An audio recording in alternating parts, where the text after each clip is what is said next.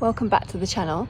I wanted to start today's video in the polytunnel because my next video was going to be about direct sowing, and I have a fair bit of space over there in the #1 bed to start some direct sowing, and I've got some zinnias that I want to direct sow over there. And I'm going to have plenty of space because the ranunculus, which are over here, and the anemones, which are over here, are pretty much going over now.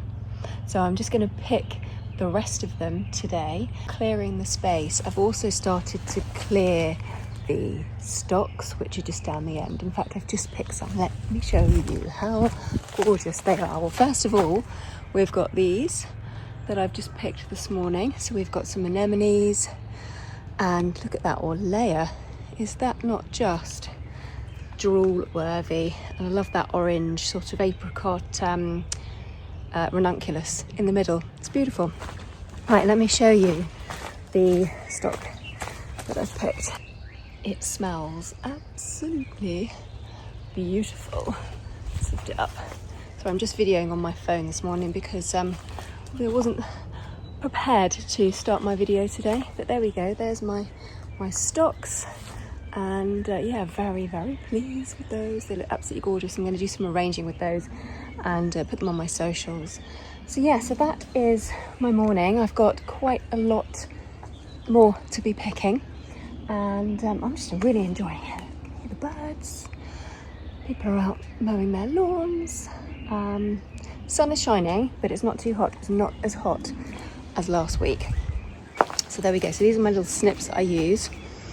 These are great. I have about 4 of these pairs. Keep 2 in the greenhouse and 2 in the polytunnel.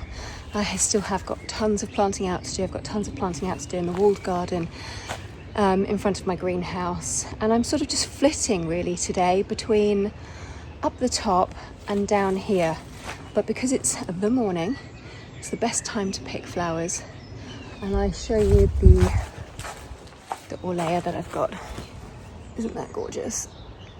So pretty. So yeah, so it's time. It's my first lot of pickings for the Orlea. So that's that for this morning, and I'll come back to you later. In the next couple of weeks, I'm going to be planting my dahlias in this bed. This is bed #3, and I've currently got Phacelia in here, and it's used usually as a green manure, and then you can dig it in just before it flowers. But I'm actually using it as a cut flower because I think it's so beautiful. Although a lot of the stems that I have picked today are a little bit bent with them, unfortunately. But if you've never grown Phacelia before, I definitely recommend it because it is so easy to grow, and it's quite difficult to get blue. I'm always searching for beautiful blue, purple flowers, and they're absolutely stunning. They don't last too long in a vase, probably looking at about 5 days maybe. But I've just taken the label out of the ground, and I sowed this on the 24th of September. I think it's a good one to sow probably around that time as a green manure, and then dig it in, and then it's really nutritious for your soil. Contains lots of nitrogen, lots and lots of health benefits for it. And whilst it's growing, obviously, it just stops any weeds. So it's a fabulous weed suppressant through the winter months. So yeah, I've had this growing for winter in this spot. I sowed it in the greenhouse in September, and then I planted it out probably, I would imagine, November time. I was a little bit concerned that frost would get it, and we did have quite a few heavy frosts. But what I did was cover it with fleece every now and again, but to be honest, I didn't really need to. It's really strong. It's fabulous stuff, so I'll definitely be growing this every year because it's absolutely beautiful. Once I've cleared this is going to be a few days of clearing, and then I'm going to be planting some dahlias in here. So I keep most of my dahlias in the polytunnel, and I'm going to create a new fresh bed this year for dahlias in here. And I'm also going to try putting my dahlias in my new raised beds so that I've got lots going on this week. So I'm back in the polytunnel because I said I would show you how I'm going to direct sow my zinnias, and I've got some sunflowers as well. The Pro Cut series that I mentioned in my last video, the ones that only get to about a metre, maybe 1.5 metres tall, so they are perfect for in here. And I have got some celosia that I'm going to direct sow as well. So that's all going to go in bed number 1, which is this one here. And I've currently got Sweet William in here and some Melope, and far down behind you I've got a small batch this year of sweet peas. But up the top here I normally have my zinnias. They seem to do very well in this section because the sun goes round here in the afternoon. I've got some delphiniums right at the very far end, which are doing well. I don't really want to move them, so I'm just going to leave them be. But in between, I've got a patch of weeds. I've got some grass, I've got some fat hen and some couch grass and some poppies. And I often love to leave my poppies, and I have got some interplanted, or self-sown should I say, in between my dahlias, which I'm just going to leave and see what happens because they are so beautiful.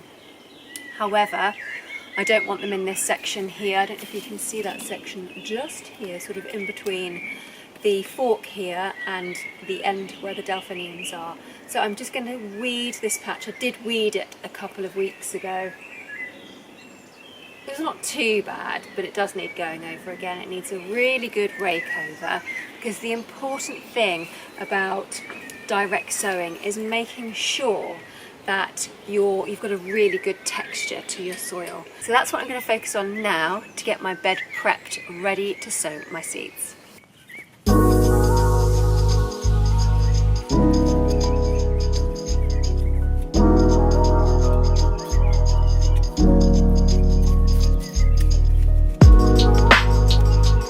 So when I created the polytunnel beds a couple of years ago, I made sure that it was a no-dig approach. So I laid the whole polytunnel in cardboard, and then every couple of years I just get some extra cardboard and I lay it on the paths, and then I wood chip the paths just to keep on top of the weed suppression. And then this winter I didn't need to cardboard the beds, and a few of them I just mulched. It's such a large area to mulch, and to create my own compost and to buy it in is quite expensive. So I don't do every single bed, I just choose an area that particularly needs mulching. So this area that I'm actually weeding now has not had a mulch, but I know that the flowers that I'm going to grow in here will be fine with that. So they're not going to be particularly hungry flowers, like for example the zinnias. They do quite well in poor soil.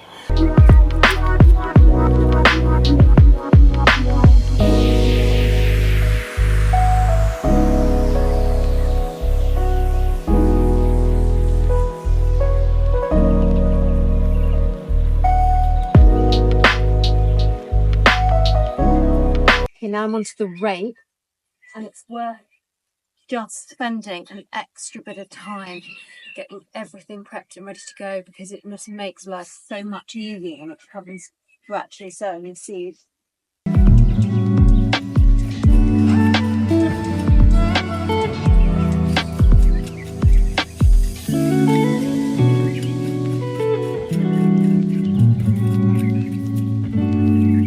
So this is what the bed looks like, and I've got rid of most of the weeds, and there's a little bit of a fine tilth, just enough to sow some seeds.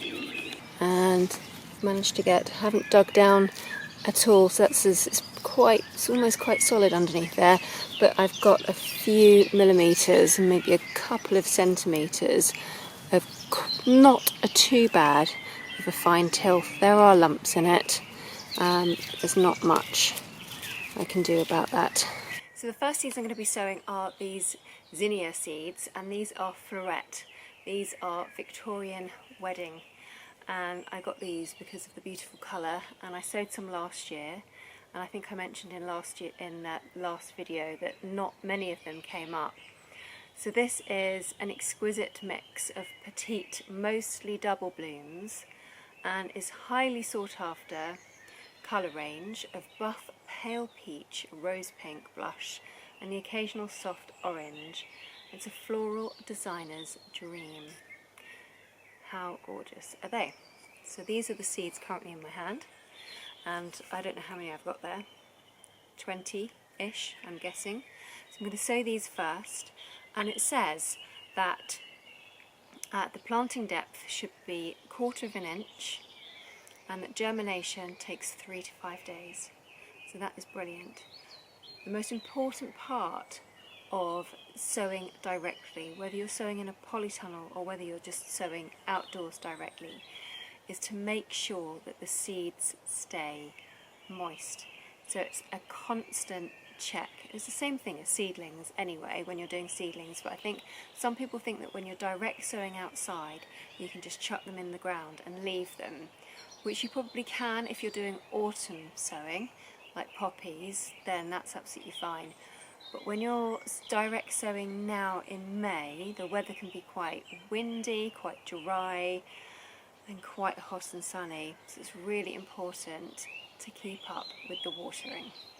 So this is where a hoe comes in handy, and I just use the corner of the hoe and I just draw a line through from one side of the bed to the other. It doesn't have to be perfect because this is a cutting garden, it's not for show. So it's just going to give me a rough, this is called a drill. And so I just get a nice shallow drill ready to sow my seeds in. And I'm just going to continue, I'm going to space it about 10 centimetres apart and do another one. So I'm going to actually plant these seeds quite close together.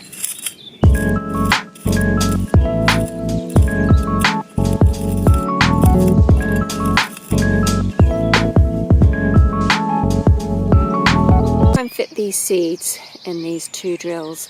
So this is my first drill. The light's not very good in here at the moment, but I'm just going to show you how I'm going to space them out with one hand. So I'm going to space them out about 10 centimetres apart.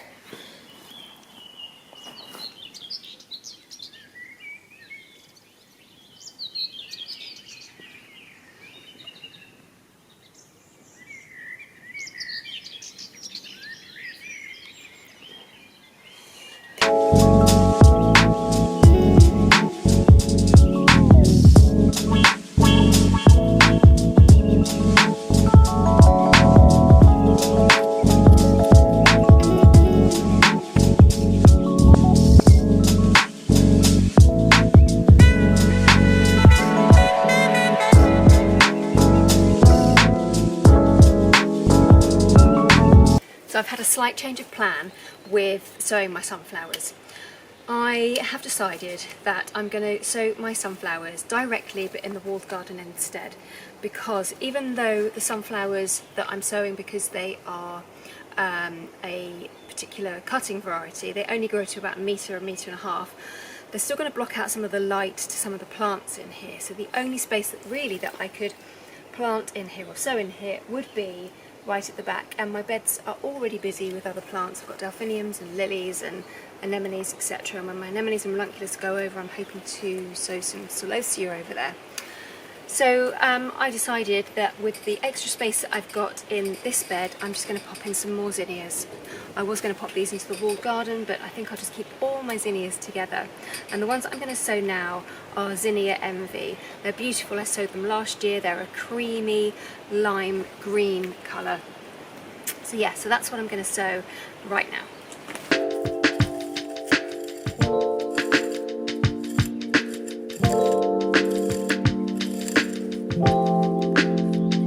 What I love about zinnias is that they thrive in poor soil, and you generally get quite a few seeds in a packet, so they are not too expensive to buy.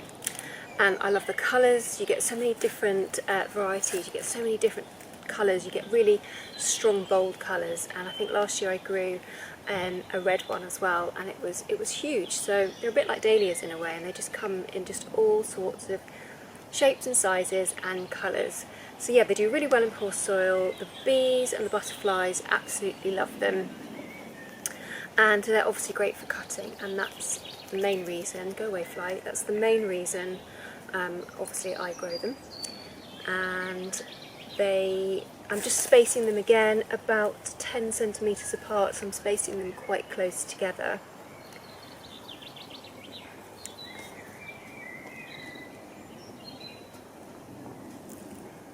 And I'm hoping, yeah, so I'm guessing about 8 to 10 plants in a row, because this bed is actually quite a large sized bed.